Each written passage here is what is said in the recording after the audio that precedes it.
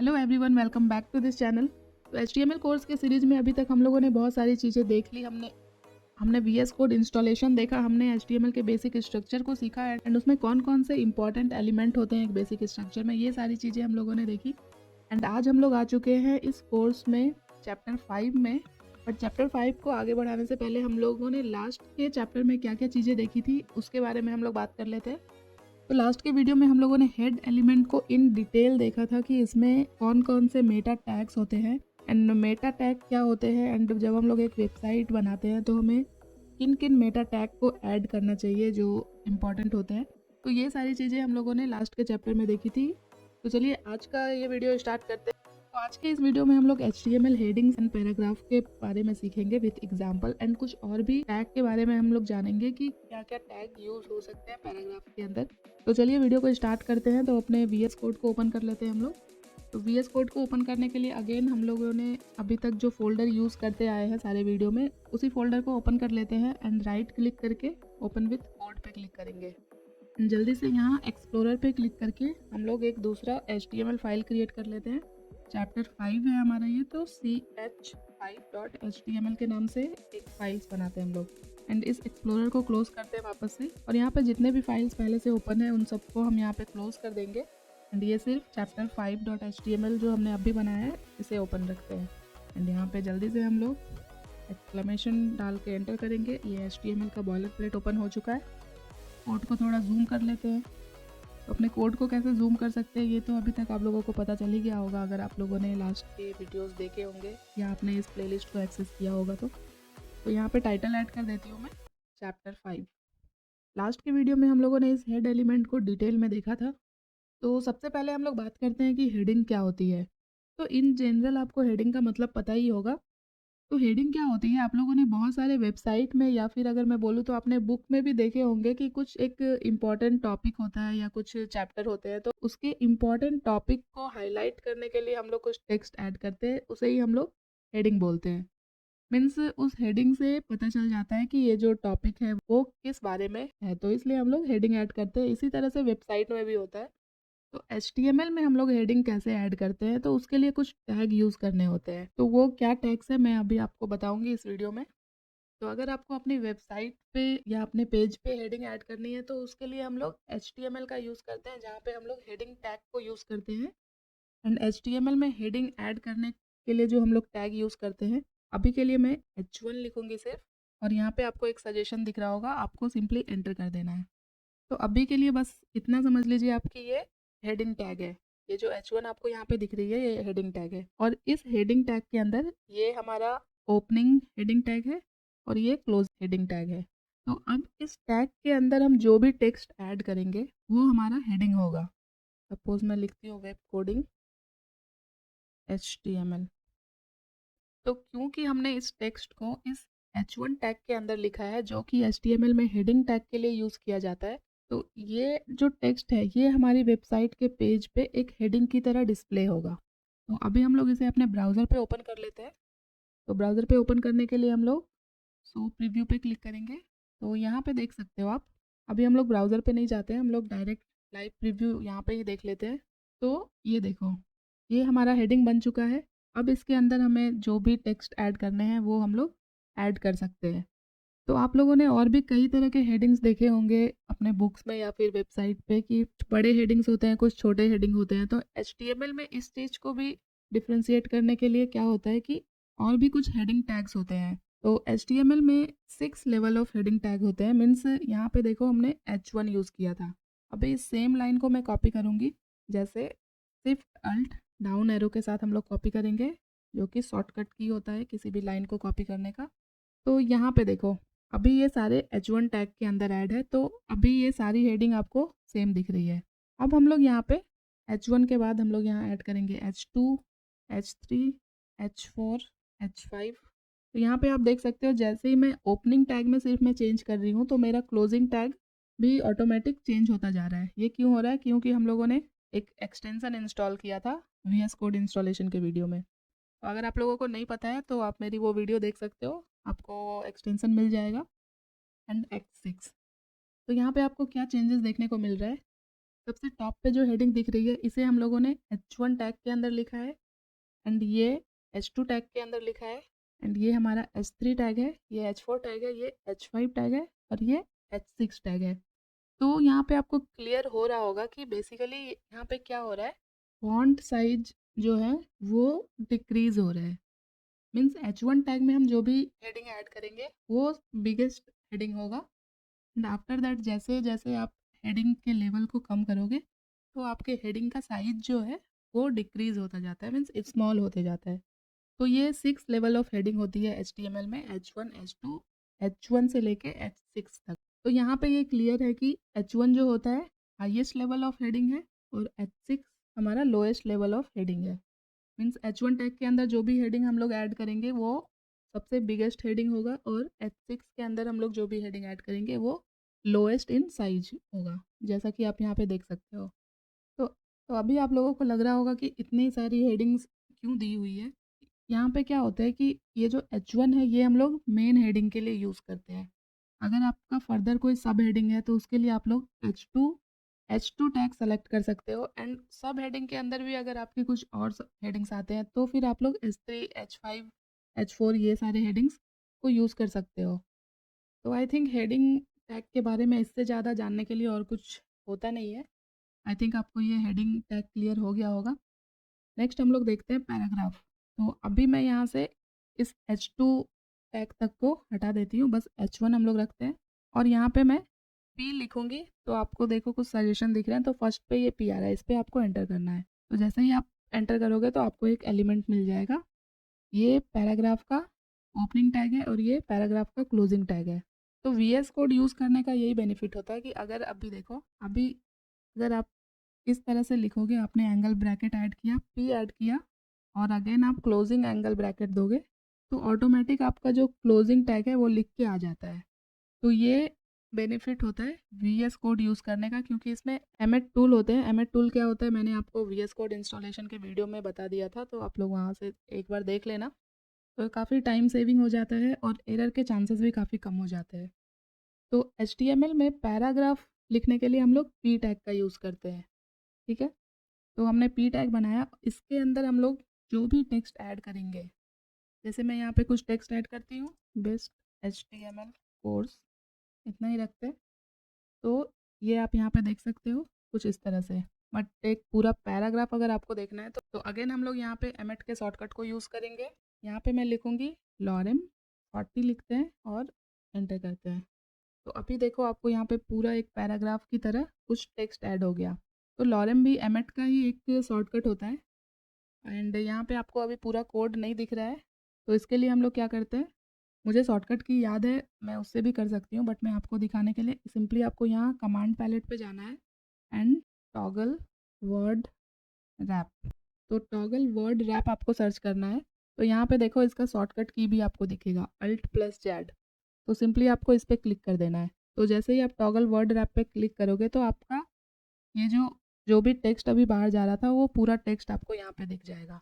तो आप चाहो तो शॉर्टकट की से भी यूज़ कर सकते हो, या फिर अगर आपको शॉर्टकट की पता नहीं है तो आप लोग यहाँ कमांड पैलेट पे जाके कर सकते हो, या फिर यहाँ व्यू पे आप अगर जाओगे तो आपको यहाँ सबसे नीचे में वर्ड रैप का ऑप्शन दिखता है, यहाँ पे भी देखो शॉर्टकट की लिख के आ रहा है।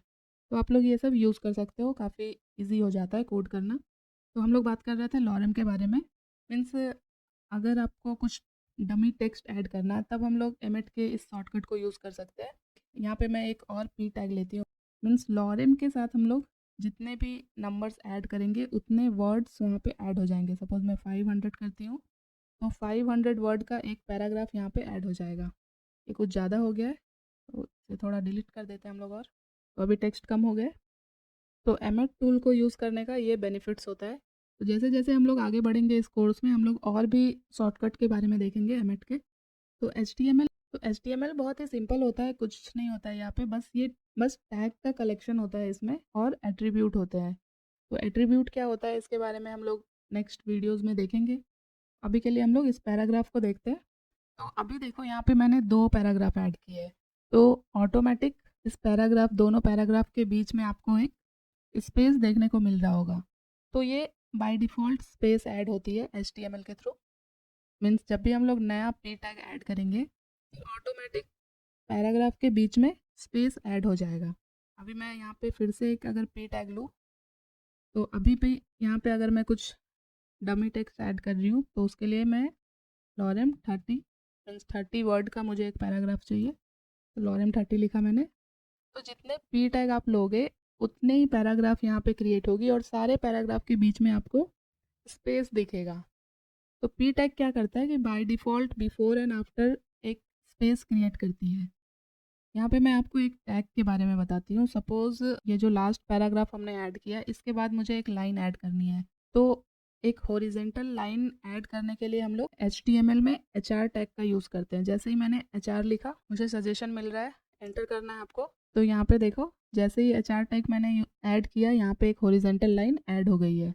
तो अगर आपको अपनी वेबसाइट में कहीं पे लाइन ऐड करनी है हॉरिजेंटल, तो आप लोग HR टैग को यूज़ कर सकते हो। और HR टैग जो होता है हमारा एम्प्टी टैग होता है, ऐसा टैग जिसे हम लोग क्लोज नहीं करते हैं।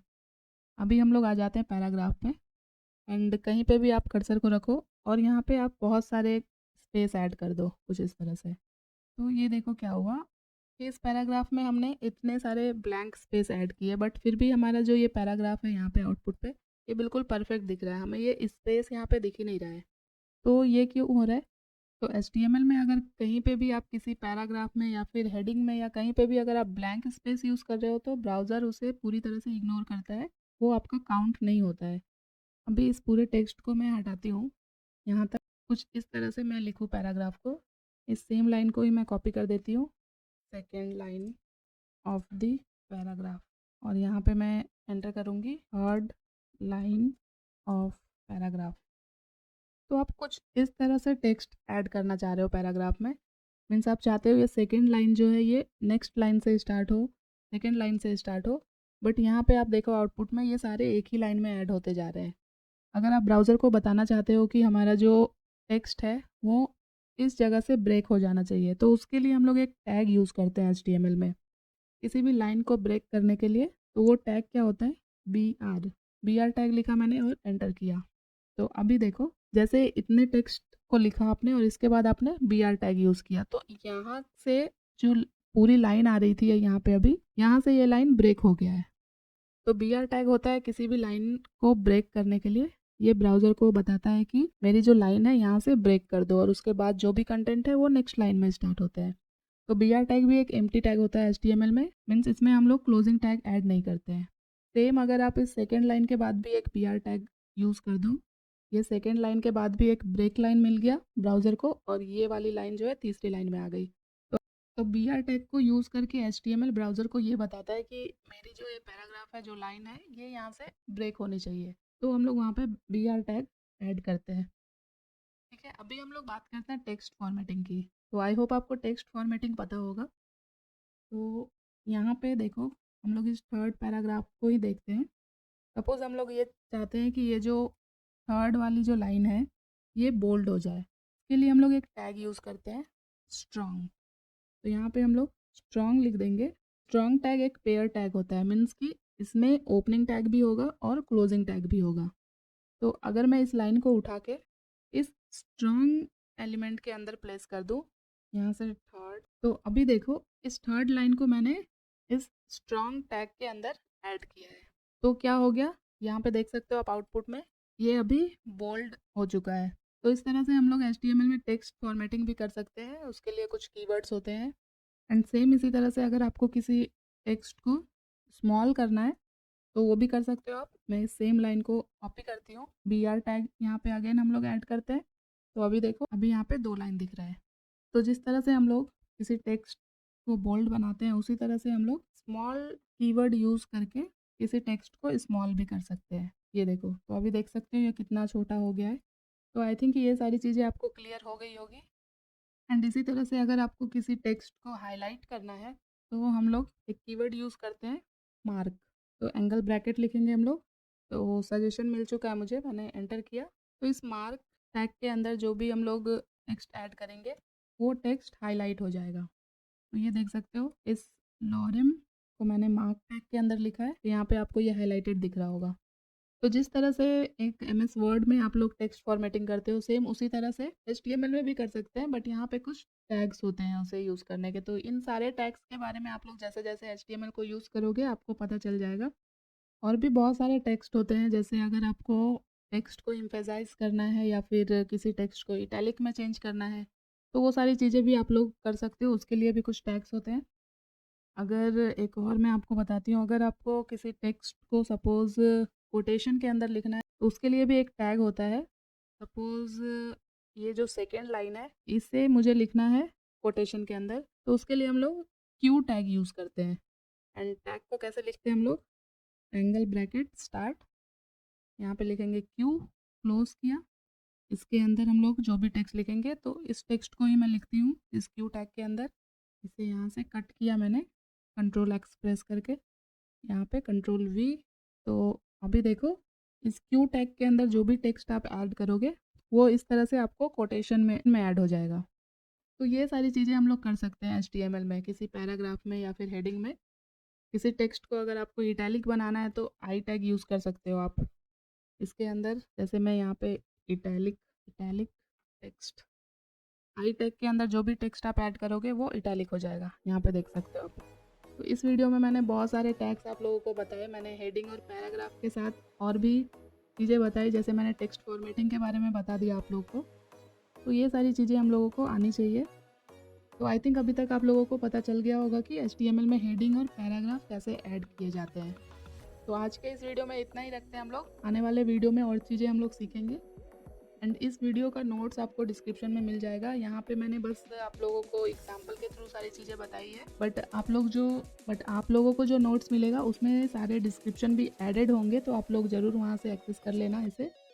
तो अगर आप लोगों ने अभी तक इस प्लेलिस्ट को एक्सेस नहीं किया है तो प्लीज़ आप लोग मेरे चैनल पे जाके इस प्लेलिस्ट को एक्सेस कर सकते हैं। और अगर आप लोग पहली बार मेरे चैनल पे आए हो और आपने अभी तक मेरे चैनल को सब्सक्राइब नहीं किया तो प्लीज़ चैनल को सब्सक्राइब कर लेना।